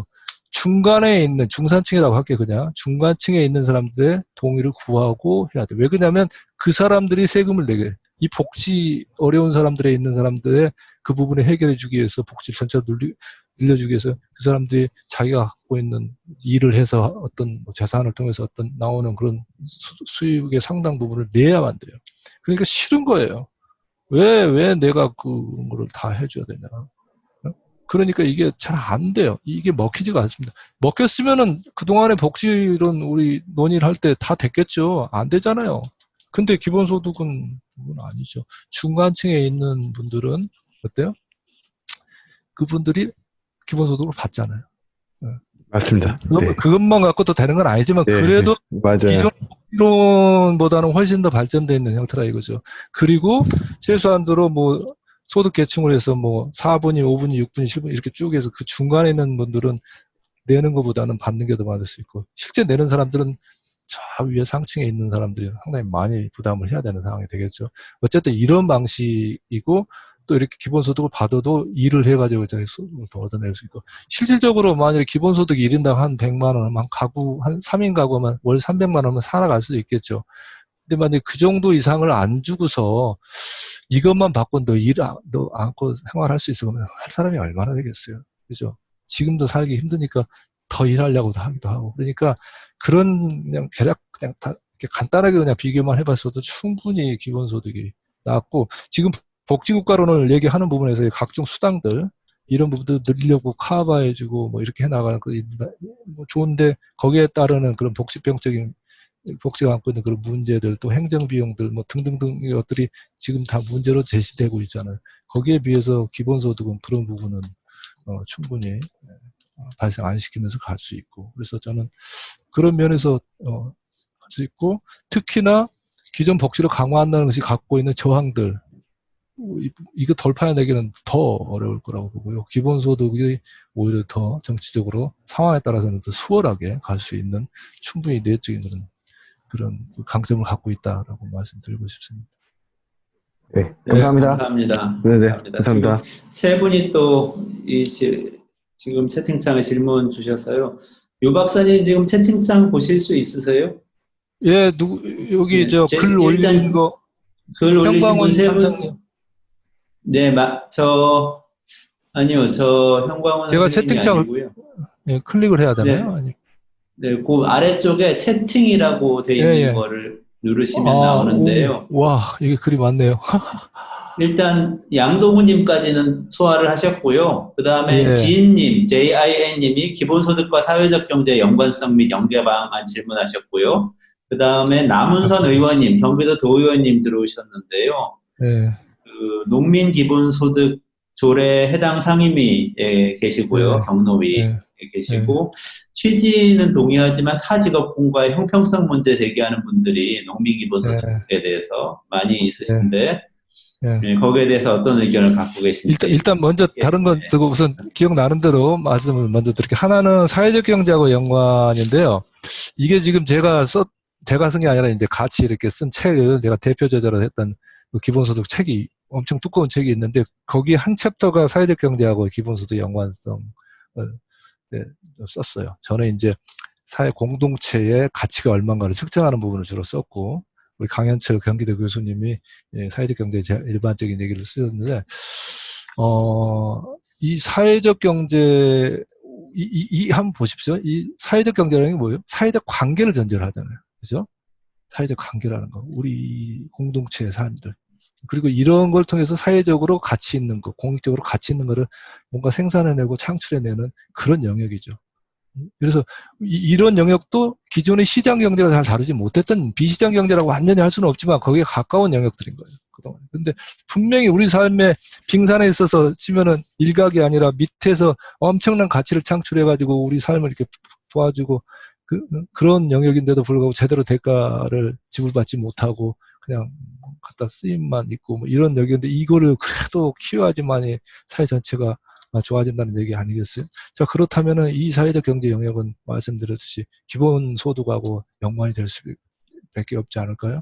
이렇게 사회적으로 가치 있는 거, 공익적 가치가 있는 것을 창출해내고 있는 이 어마어마한 것들을 지금의 사람들은 다 누리고 사는데 거기에 대한 대가 지불을 안 하니까 그거를 대가로 지불할 수 있게끔 하는 방식. 이게 이제 그 어느 특정한 영역에만 한정하다 보면 이게 약간 참여소득적인 성격을 띌 수 있어요. 그죠? 그리고 지급 대상도 그들의 한정하다 보면 범주 보편성에 국한될 수도 있어요. 그렇기 때문에 완전한 보편성은 아니라고 해가지고 기본소득하고 좀 뭔가 거리감이 있을 수 있지 않느냐 생각하지만 아까도 말씀드렸듯이 우리가 그 완전한 보편성보다는 범주 보편성이라는 것도 얼마든지 수용할 수만 있다면 이 영역도 다 커버가 되는 거고 저는 그런 맥락에서 사회적 경제 이런 부분을 주목해야 되고 그렇습니다. 그래서 그런 맥락에서 좀 약간 말씀을 드리는 거고요. 이게 이 사회적 경제 영역이 우리의 공동 부를 창출해내는 영역이다라고 생각을 해주시면 좋을 것 같습니다. 그리고 농민 기본소득을 주다 보니 농민도 마찬가지입니다. 직업군을 하다 보니까 이것도 범주를 그렇게 설정하는 거죠. 그러다 보니까 다른 직업군하고 상충될 수밖에 없죠. 근데 원래 기본소득은 누구나 다 주게 돼 있는 거예요. 다 받아야 되는데 현실적으로 다 줄 수가 없는 상황이 되다 보니까 어떤 특정 범주에 해당되는 거를 선별해가지고 지금 우리가 선택적으로 가는데 그러면 이 범주하고 다른 범주가 있을 때 왜 이 범주냐? 다른 범주는 아니고 왜 농민이냐? 농민이 아닌 예를 들어서 뭐 장애인 있을 수 있잖아요. 그러면 그 외에 다른 뭐 예술인 이런 데들도 줘야 되는데 왜 농민이냐 했을 때는 이제 그런 부분은 정책적인 측면에서 어느 것이 더 나은지 어떤 상황이 더 뭐 예를 들어 상대적으로 더 이렇게 뭐 열악한 상황이 된다는 이런 종합적인 것들을 따져가지고 해야 되는데 그보다도 그래서 농민은 지금 너무 이렇게 농업을 하는 상황 속에서 굉장히 어려운 처지에 있다는 거 다 알죠. 상당 부분. 그럼에도 불구하고 제가 자꾸 공유부 공동재산 얘기를 하는 이유가 뭐냐면 농민 앞에도 사회적 경제에서도 말씀드렸듯이 농업이라고 하는 것 자체는 자연을 통해서 2차 우리의 생명 먹거리를 생산하는 영역이에요. 그러니까 우리한테 있어서 필수 불가능, 생명을 유지시킬 수 있는 어마어마한 가치를 창출하고 있는 거예요. 단순히 그냥 밥 한 끼 먹기 위한 쌀을 재배하고 먹고 이게 아니라 이 자체가 그러다 보니까 그 이면에 그런 어마어마한 우리의 공익적인 가치와 사회적인 가치를 창출하고 있는 이 영역에 대해서 뭔가 배려를 해야 되는데 이제 이런 방식이 기준에 있는 재원, 세금을 걷어서 어떤 모든 국민들이 다 이로부터 혜택을 입고 있기 때문에 그럼에도 불구하고 그만큼의 대가를 지불 않잖아요. 시장에서 생각되는 쌀값 얼마만 내고 있잖아요. 이제 그러면은 그런 부분에서 걷는 발생되는 수익의 일부를 가지고 물론 전 국민을 줘야 되겠지만 이거를 창출하고 있는 이 집단한테 준다는 것 자체는 충분히 의의가 있다고 봐야죠. 그런 면에서 농민이 갖고 있는 의의는 상대적으로 크다. 저는 그렇게 생각하고 그런 면에서 농민 기본소득은 충분히 주고도 남음이 있다. 단순하게 비교하지 말자 이거죠. 그런 얘기 말씀을 드릴 수 있어요. 그래서 또 여력이 있다면은 그 다음에 뭐 문화예술인도 할 수도 있고 뭐 장애인도 갈 수 있고 그렇게 범주. 그런데 단계별로 지금 하면 이건 하나의 이행의 이제 과도기적인 그런 하나의 그 현상인 거고요. 제대로 하려면 전 국민한테 다 주는 게 맞겠죠. 이런 그런 그 전 국민에게 다 주는 기본소득으로 가기 위한 과도기적인 중간 단계에서 이런 범주적인 것들을 선별을 하는데 상대적으로 어느 것이 더 나았냐는 한번 따져볼 필요가 있거든. 똑같이 놓고 얘 주는데 왜 우리는 안 줘? 이게 아니라 상대적으로 뭐 봐서 그때는 이걸 먼저 가고 다음 가고 이렇게 해볼 수도 있는 거니까. 그런 생각할 때는 농민 기본소득을 바라보고 있습니다. 그냥 단순히 농민이 어렵기 때문에 준다. 이거는 복지적인 차원에서 얘기밖에 안 돼요. 하지만 제가 봤을 때 이런 어마어마한 우리의 삶에 있어서 생명을 유지시켜주는 사회적인 가치를 창출하고 있는 이 집단, 아니면 그룹, 이 대상들한테 이런 식으로 기본소득 형태를 이렇게 준다는 건 좀 의의가 있지 않느냐. 이게 제 생각입니다. 지금 사회적 경제 말씀하신 진 선생님하고 남은선 의원님 혹시 지금 답변이 충분하셨나요? 조금 더 보충해서 말씀 주셔도 될 것 같고요. 없으시면 다음 주제로 넘어가려고 합니다. 네, 진 선생님 괜찮다고 하셨고 남은선 의원님은 어떠세요? 의견 있으시면 좀 말씀 주셔도 좋고요. 또 농촌 기본소득 사회 실험 뭐 궁금하다고 윤성용 선생님이신가? 기본소득 책 소개. 네. 그러면 이제 남 의원님하고 진 선생님 괜찮다고 하시니까 최경준 님이 그 앞에 먼저 하셨어요. 최경준 님이 쓰신 거 한번 보시겠어요? 예. 재난 기본소득으로 인해 그렇답니다. 근데 그것도 기본적인 삶의 질이 나타나지는 않습니다. 그 재난 기본소득은 지금 현재 진행 중입니다. 그죠? 예. 요번에 이제 8월 말까지 다 쓰게 돼 있어요. 진행 중이고 이 부분에 대해서 다 끝나가지고 우리가 여러 가지 것들을 다 정책평가하는 식으로 항목을 설정해가지고 평가를 지금 하고 있는 게 아니고 다 끝나고 나면 하게 될 거예요. 그러다 보니까 지금 단계에서는 그런 어떤 정책 효과가 뭔지에 대해서는 지금 잘 나오고 있는, 풍성하게 나오고 있지는 않습니다. 제가 이제 우리 연구원 내에서 서로 해가지고 했던 것이 우선 급한 대로 재난기본소득 줬더니 소상공인들 판매나 이렇게 소비해가지고 판매가 얼마만큼 느는데 기여했는지 이거라도 한번 우선 좀 봐보자. 그렇게 해서 이제 그 몇 가지 좀 조사해가지고 결과를 냈던 것들이 좀 있어요. 우리가 조사한 게 아니라 기존에 BC카드 쓴, 우리 다 BC카드 가지고 계시죠? 예, 신한카드나. 이거 가지고 쓴 거가 얼마인지를 한번 이렇게 매출액을 쭉 해보고, 이게 지역화폐 방식으로 쓰니까 지역화폐 가맹점하고 가맹점이 아닌데하고 한번 비교를 해봤어요. 가맹점은 지역화폐를 쓰는 거니까 당연히. 그리고 가맹점이더라도 한 번이라도 지역화폐 와서, 가지고 와서 썼는지, 아니면 전혀 안 썼는지, 그걸 둘을 또 나눠서 비교를 해보고 했더니, 와, 플러스가 납니다. 특히 가맹점인 상태하고 비가맹점, 지역화폐, 아니, 재난 기본소득이나 지원금을 주기 전하고 준 후하고 비교해보면 형평한 차이가 나요. 그래서, 이게 소비 효과가 있구나. 어떤 분들은 이게 무슨 기존에 있는 그 자기 그 신용카드 쓰고, 지역화폐를 그걸 대신 쓰니까 기존의 그 소비를 대신했을 뿐이니까 무슨 뭐 추가 소비가 있었다고 그러냐고 뭐 어떤 그 그 학교 선생님 같은 분은 그렇게 막 강변하고 다니시는데, 이번에 조사해보니까 지역화폐 쓴 데를 보니까 자신이 가지고 있는 BC카드 가지고 쓴 거 보니까 훨씬 플러스가 나는데요. 예. 한 30% 정도 포인트 차이 나니까 팍 나니까, 이게 이 지역화폐 쓰면서 본인이 그만큼 다른 것도 쓴 거예요. 그냥 카드 가지고, BC카드 가지고 쓴 거예요. 지역화폐는 지역화폐 쓰면서도. 그러니까, 와, 단기간이지만 효과가 있다는 걸 한번 제가 봤고요. 제가 엊그저께 또 재난기본소득은 아니지만 작년 2019년도부터 우리가 청년기본소득을 지급을 했잖아요. 이렇게 사업을 쭉 해서 1년간 하고 올해 지금 2년째 이렇게 쭉 나오는데, 작년 1년 저희가 4번에 걸쳐서 분기별로 그 한 소상공인 경기도 전체에 걸쳐서 한 3,212개 업소 1분기, 2분기로 3분기, 4분기는 더 늘어나가지고, 왜 그러냐면 폐업한 데도 있고 뭐 이렇게 좀 바뀐 게 있어서 더 추가한 부분도 있어서 한 3,400개 정도 해가지고 31개 시군에 고르게 해가지고 보통 한 시군당 100개 업소 정도, 작게는 뭐 50개, 많게는 150개 이렇게 이제 안배를 해가지고 그 좀 조사를 했던 그 자료들을 쭉 이제 모은 거를 작년 거를 최근에 다시 좀 이제 뭐 측정에 오류도 있고 뭐 여러 가지 있으니까 그걸 다 이렇게 걸러내고 딱 세팅을 해가지고 이게 패널이라고 그러죠. 동일한 형태의 그 업소들을 그렇게 한 걸 가지고 이렇게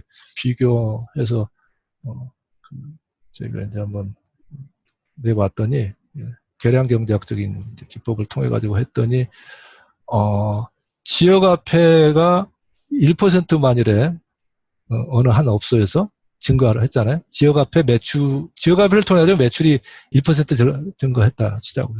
그랬더니 소상공인 전체 매출 있잖아요. 전체 매출. 지역화폐 말고도 이렇게 전체 매출이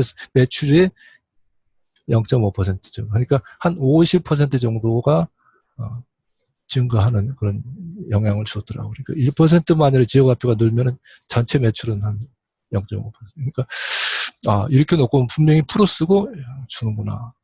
이거는 매출액의 크기이기 때문에 뭐 자기들의 순이익은 작겠죠. 하지만 매출액만 놓고 봐도 가뜩이나 그 사람들 안 와서 경기가 안 좋아지고 뭐 힘들어지고 하는데 이거라도 해가지고 그만큼 플러스 하는데 영향을 줬다는 거는 상당히 고무적이죠. 그래서 제가 이제 그 결과가 나온 거 가지고 지금 이제 보고서를 좀 써서 발표를 하려고 하고 있는데, 그런 것들이 마찬가지입니다. 제가 지금 재난기본소득은 아직은 이제 연구 과제 진행 중이기 때문에 어떤 결과를 확실하게 내놓고 종합적으로 내놓고는 있지는 않지만 상당 부분 그런 부분들이 당연히 나올 거라고 저는 보고 있고요. 그것뿐만이 아니라 지역경제 전체도 아니고 특히 청년기본소득도 저희가 이렇게 조사를 해서 보니까 개인의 삶에 있어서 변화가 생겼느냐 물으면 있다고. 60% 이상 나오고. 그리고 특히 또 중요한 게 뭐냐면 국가나 지자체나 이런 데서 그동안 나한테 해준 게 아무것도 없었고 그렇게 생각했는데 바뀌었어요. 인식이 바뀝니다. 지자체든 정부든 국가도 나한테 뭔가를 해주는구나. 그동안에는 아무것도 해주지 않고 나하고는 전 상관없이 이게 불신에 이게 강했는데 이걸 통해서 약간씩 그 바뀌는 모습. 그렇다면 이건 엄청난 겁니다. 사회 전체적으로. 그렇죠? 그 돈, 청년 기본소득이 뭐 분기별로 25만 원 받는데 그 한두 번 받은 사람들이 그걸 받음으로 인해서 또 바뀌고, 본인이 또 특히 고무적이었던 게 뭐냐면요. 이 금액이 얼마 안 되는데 또 받았더니 그동안에 이 청년들이 뭐냐면 돈이 없어가지고 친구를 못 만나요. 친구를. 연락이 와도 안 만나려고 그러고. 왜? 무슨 교통비도 들고 친구 만나면 예를 들어서 밥이라도 함께 사야 되는데 돈 들어가니까 겁나서 그러다 보니까 다 폐쇄돼가지고 있고, 그런 데서 눌려가지고 주눅 들어 살아요. 뭔가 새로운 창의적인 걸 하고 뭔가를 성공을 하고 막 세상에 약동적으로 살려면은요 자신감이 있고 자존감이 있어야 되고 그래야 되는데 얘들 주눅 들어 있어요. 근데 그 금액이 얼마인데, 그런데도 불구하고 청년들 뭐 해가지고 뭐 취성패 뭐 막 한다고 TV에는 무슨 뭐 벤처로 성공한 애들만 탁 띄워놓고 막 무슨 청년 위해 준다고 돈 들여서 정책적으로 엄청나게 돈 들여서 하는데 실상 나와주는 건 없잖아요. 이거 얼마 안 되는 돈이지만 이게 퍼주기가 아니거든요. 이걸 통해서 우리의 저변에 깔려있는 이 젊은이들, 그 상당 부분이 그 돈 얼마 안 되는 돈이지만은 그거에 이렇게 얽매가지고 이렇게 있는데, 본인 그거 받으니까 친구도 한번 만나가지고 밥도 한번 사게 되고, 심지어는 취업준비생 같은 경우들은 맨날 눈치 보면서 집에서 목소리도 못 내고 맨날 죄인처럼 이렇게 지냈는데 생기니까 턱 가가지고 식구들 한번 가서 밥도 사고 자신감도 생겨지고. 또 어떤 애들은 이걸 가지고 자기 해보고 싶은 학원 같은 데 등록해서 공부도 하고, 뭐, 지금 하고 있는 일 완전히 없애지는 않지만, 이런 작아 보이지만 작지 않은 겁니다. 이런 변화들을 일으킬 수 있다는 건 굉장한 겁니다. 그래서 지금 한 1년 이렇게 해왔는데, 계속해서 그런 결과들이 나오고 있어요. 이런 거를 잘 주목해 보면서 우리가 안 했던 것들, 지금 가지 않았던 길들인데, 이 실험이든 아니면 실행이든 작은 실행이 될 수 있는데, 함으로 인해서 사회의 변화, 그리고 우리 사회에서 뭔가 희망을 찾아서 돌파구를 낼 수 있는 것들이 뭐가 있는 걸 확인하는 작업들이 되고 있다고. 이번에 재난기본소득은 일시적으로 팍 한 번에서 왔기 때문에 그렇게 이제 한정돼서 왔지만 이것이 갖고 있는 그 의의들은 상당히 클 거라고 봅니다. 그 코로나19 사태 상황 속에서 막 죽게 생기는 사람들이 얼마나 많았겠어요. 그 사람들 한번 인터뷰를 해봤냐고요. 아니면 이런 조사를 해봤겠냐고요. 그냥 막연하게 생각할 게 아니라 진짜 그런 부분들에 대해 조사를 해가지고 결과가 나왔을 때는 다릅니다. 죽어가는 사람한테 물 한 모금 얼마나 소중한데요. 근데 그렇게들 생각 안 하죠. 왜? 기존에 너무 관념에, 삶에 이게 어떻게 보면 고착돼 있다고 할까요? 그러다 보니까 자기 생각을 잘 안 바꾸려고 그래요, 사람들은. 그리고 선입견적으로 그냥 판단을 해버리죠. 하지만 지금 그런 현실에 변화되는 작은 모습들이 이렇게 많은 곳에서 나오고 있잖아요. 그런데 우리가 착안해 주면 좋겠다라고 저는 말씀드릴 겁니다. 다른 또 질문 있으신가요? 네, 감사합니다. 지금 최경주님 어떻게 좀 답변이 잘 되셨어요?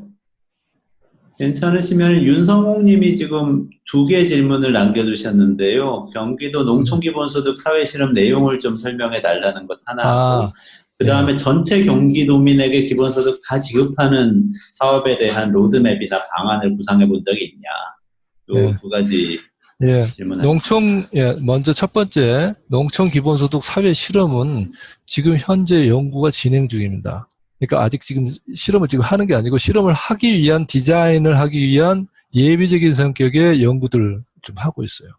근데 이제 이거는 우리 경기연구원에서 하고 있는 건 아니고 경기도 농식품유통진흥원이 이렇게 주체가 돼가지고 다른 데 이제 어떤 용역을 맡겨서 지금 진행 중인데 저는 이제 거기 이제 자문이나 회의에 들어가서 이제 자문도 해드리고 그러는데 진행 중에 있는데 그냥 제가 개략적으로 말씀드리면 이거는 농민도 아니고 그죠? 경기도 농민하면 한 30만 명 정도 되는데 농민도 아니고 그냥 농촌이잖아요. 근데 경기도는 되게 저기 경상도나 전라도나 뭐 이런 쪽에 있는 데하고 달리 되게 도시화되어 있는 농촌들이 많아요. 하지만 어쨌든 우리가 좋은 어떤 일정의 그것이 면이 될 수도 있고 아니면 리가 될 수도 있는데 적당한 데를 선정을 해가지고 거기서 이런 기본소득을 한번 이제 지급을 해보는 거죠.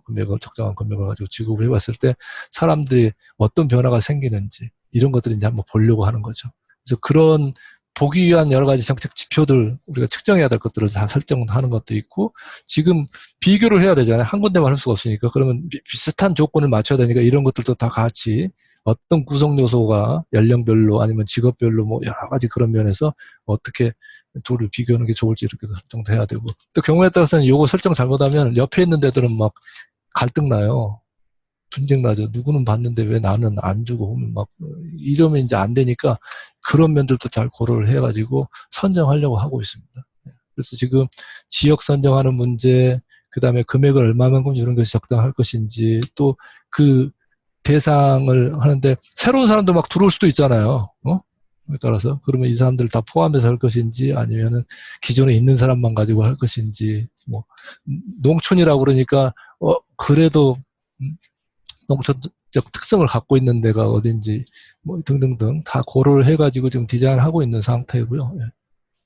그런 정도로 이해하시면 되고 아마 올 연말까지도 계속 진행이 되고 막 내년까지 넘어가면서부터 이제 윤곽이 좀 나오지 않을까.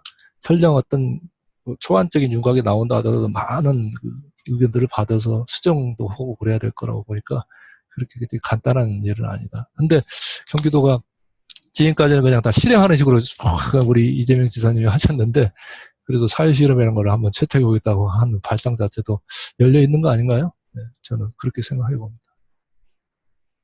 그리고 또 하나 경기도 전체 기본소득을 제가 연구하는 차원에서 한번 따져봤어요. 뭐 예를 들어 시나리오를 설정한 거죠. 1인당 그러면 도민 1,300만 뭐 1,400은 좀 안 되지만 1,450만 정도 잡고 뭐 외국인들도 당연히 포함하냐 안 하냐 이거 따져가지고 다 포함한다고 하고 1인당 그러면은 뭐 예를 들어서 뭐 월 10만부터 해서 이렇게 쭉쭉쭉 해가지고 한번 줄 수 있는 금액을 해가지고 계산을 뭐 간단하게 이제 산수하면 되니까 주는 금액하고 그걸 이제 월이니까 연으로 환산시킨 다음에 인구수하고 도민 전체하고 곱하면 그냥 금액이 예상이 나오니까 했더니 이제 많이 나오죠. 많이 나오고 근데 우리 전에도 말씀드렸듯이 경기도 예산 가지고는 감당이 안 되는 거니까 이거는 우리가 무슨 세금을 거둘 수 있다든가 어떤 다른 어떤 재원을 확보할 수 있는 것들이 된다면 갈 수 있지만은 그것이 안 되니까 이거는 현실 이제 불가능한 상황이 되고 그런 거죠. 그렇다면은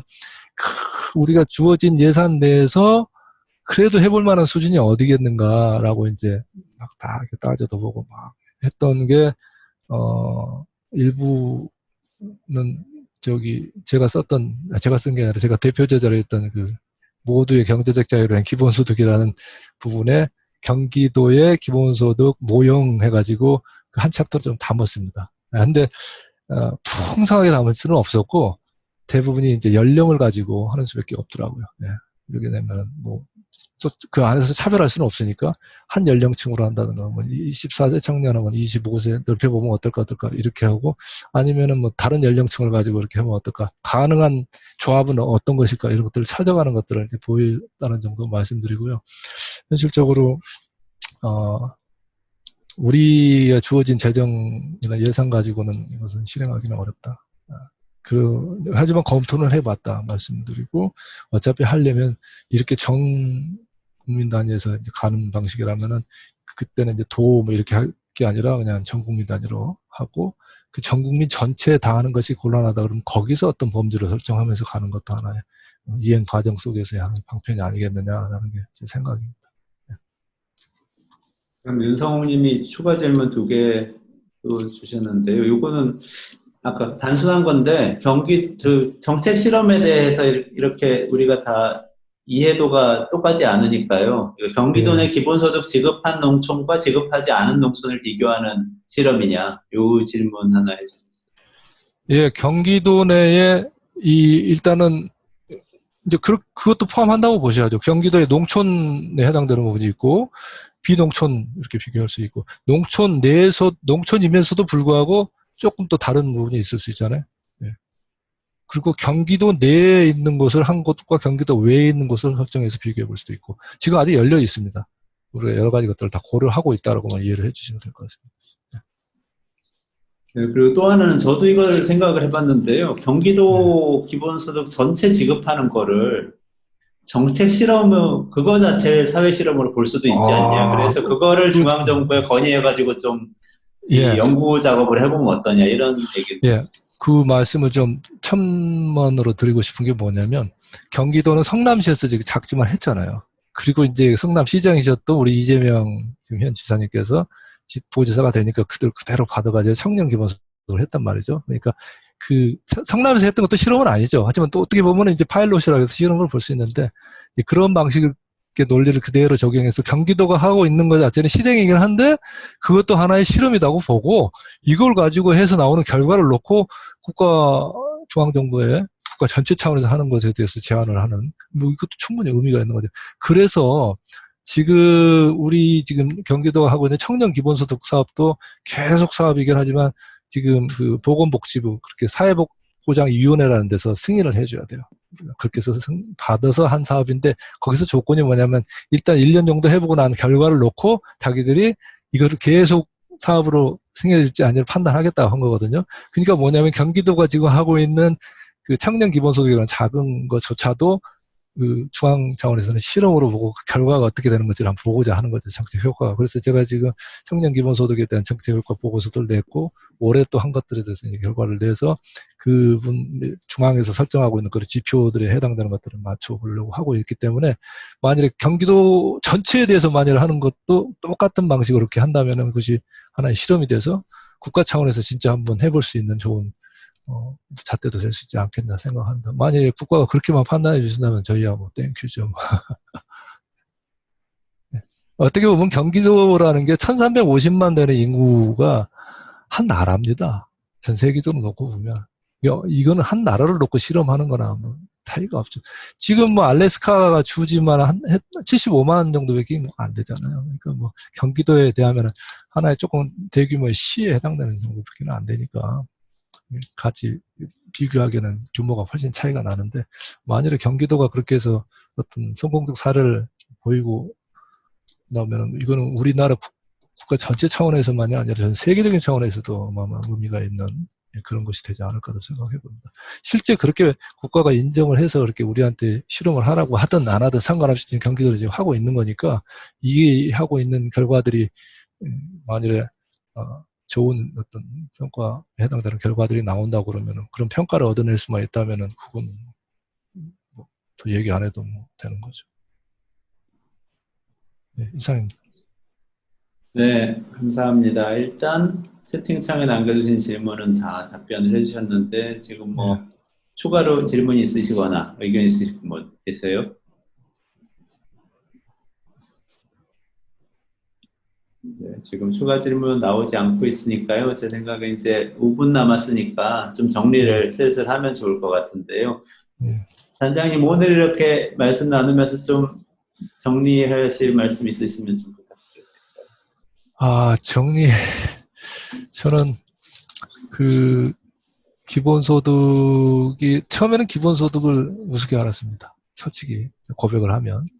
경제학을 했고 저도 성장론에 치우쳐 있는 사람 중에 하나고, 근데 우리 현 시대에 너무 한국 경제 문제를 이렇게 듣다 보면 답이 안 나오고, 또 한쪽에서는 계속 분배 얘기를 하는데 저것도 좀 아닌 것 같고, 이러다가 기본소득을 접하게 됐는데, 처음에는 기본소득을 그렇게 우습게 생각했죠. 근데 가면 갈수록 그게 아닌 거예요. 이게 단순히 그냥 소득 조금 보장해주고 많은 이런 문제가 아닌 거예요. 가면 갈수록.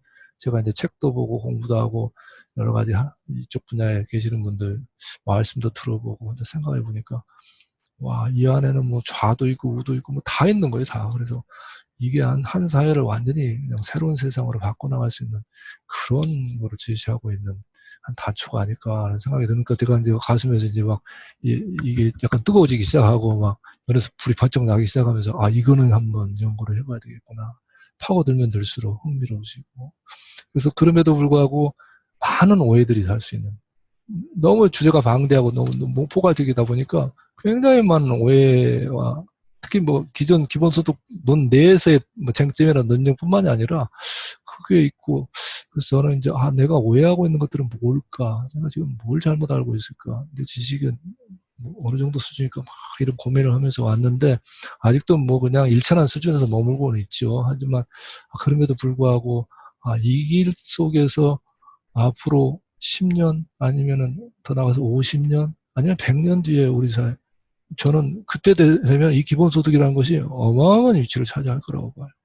비단 뭐 내년 내후내년에 뭐 있는 대통령 선거에 뭐 어떤 이슈가 되고 어젠다가 되는 거는 뭐 그렇다 치더라도, 그 다음 것들을 놓고 봤을 때 충분히 그런 가치가 있는 것들이고, 작은 거에서부터 시작해 나가보죠. 작은 거에서 범주를 좁혀서 하든 금액을 작게 하든 아니면 한 방에 하지 않고 단계 가든 해 나가보죠. 현실에 맞는 걸로 하고, 이것이 우리가 설정하고 있는 이상적인 모습에서 너무가 괴리가 있다 하더라도 그것을 목표로 지향을 하면서 그냥 쭉 가보는, 이 길 위에서 연구도 하고 공부도 하고 운동도 하고 계속해서 간다면은 승리할 수 있을 거라고 봅니다. 중간에 실패할 수도 있고 좌초할 수도 있고 또 다른 형태의 모습으로 이 운동의 흐름이 바뀌어 나가는 모습이 취할 수도 있어요. 하지만 이 원정신들, 그렇죠? 우리 인간이 원래 가지고 있던 권리를 회복하는 것고 우리의 삶의 존엄을 나가자는 이 뿌리는 흔들리지 않을 거라고 봅니다. 그렇게 된다면은 그 모습이 나중에 어떤 식의 열매로 어떤 식으로 귀결돼서 나온다 하더라도 거기에 대해서는 우위를 줄 수도 있겠죠. 우리가 처음 지금 생각했던 것 같고 시작과 나중에 똑같으란 법은 없겠죠. 하지만은 그 정신이 그대로 가서 만약 꽃을 피울 수만 있다면 저는 뭐 그런 생각하에서 지금 연구를 하고 있습니다. 네.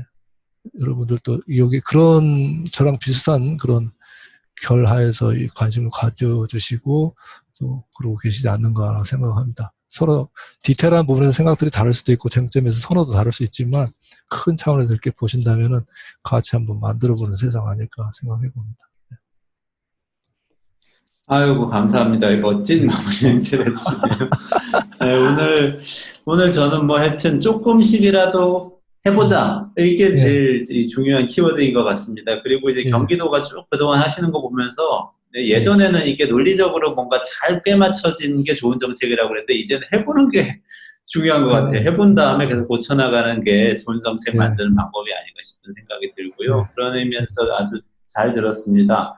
예, 저희 다음 예고 드릴게요. 다음 주 화요일에 같은 시간에 우리 이상민 나라살림연구소 연구위원 발표를 하시는데요. 굉장히 재밌는 분이세요. 참여연대 때부터 지금 나라살림연구소까지 계속 그 조세하고 예산, 예, 세금하고 예산만 가지고 운동을 계속 하는 활동가이고 그전에 국회에서 보좌관 생활도 하고 그러셨던 분이라서 디테일이 아주 밝으신데 유영성 단장님보다도 조금 더 실용적으로 조금 이거부터 그러죠. 해보자라는 방안을 이렇게 갖고 나오실 텐데요. 그게 목요일 날 우리 이메일로 뉴스레터로 나가니까 꼭 그걸 한번 보시고 흥미로우시면은 다음 주 화요일 같은 시간 7시에 여기 줌에 접속하셔가지고 저희 뉴스레터에 그 신청 폼 나가거든요. 거기 또 뭐, 전화번호 남겨주시면 오늘처럼 문자 보내드리니까요. 참석하셔가지고 같이 말씀 나눠도 좋을 것 같습니다. 이건 무슨 방송하는 것처럼 8시 30분에 정확하게 딱 맞춰서 끝내게 됐네요. 네. 모두 오늘 수고 많이 해주신 유영성 단장님 감사드리고요. 모두 참석하신 모든 분들께 서로 감사하면서 박수로 마무리를 할까요? 예, 감사합니다. 수고하셨습니다. 예, 감사합니다. 감사합니다. 예.